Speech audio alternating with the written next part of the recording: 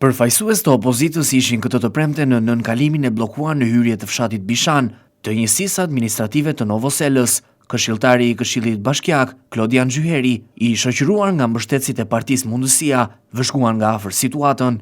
Gjyheri theksoi se kjo gjendje nuk është e re, por e ripërsëritur. Gjyheri tha se këto problematika do të marrin fund nëse do të ketë investime serioze dhe përgjegjshmëri. Sipas tij, as buxheti i Bashkisë së Vlorës për këtë zonë nuk ka asnjë investim serioz për shmangjen e përmbytjeve. Erdhëm së pari për të parë situatën, nuk është një situatë e papërsëritur. Jemi mësuar tashmë 30 vite që ndodhe njëjta gjë në njësinë administrative Novosel. Në fakt nuk duhet bëj politikë sot, por dy fjalë duhet i them gjithsesi. Nëse do të thellohet shtrati i lumit, nëse do të merren masat për argjinaturat, nëse do të pastrojnë të gjitha kanalet, mendoj që dëmet do të jenë shumë herë më të pakta. Përgjegjshmëria e pushtetit do të bëjë të vetën nëse do të merren masa dhe do të investohet me investime serioze në këtë zonë.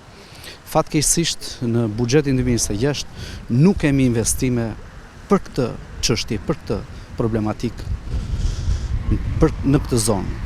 Të them fatkeqësisht sepse e kam parë me vëmendje buxhetin dhe nuk ka asnjë investim serioz. Klodian Gjyheri tha se qëndron për krah qytetarëve. Sipas këshilltarit bashkiak të opozitës, do të ngrihet zëri në të gjitha instancat me qëllim që këto problematika të mos përsëriten më. Ne së pari herë për të ardhur në ndihmë, këtu jemi momentalisht të vim në ndihmë qytetarëve, të jemi pranë tyre, dhe hapi i dytë është që ne duhet ta ngrem zërin fort në të gjitha instancat që të merren masa dhe të investohet që kjo pamje mos përsëritet. Thash është një déjà vu 30 vjeçare.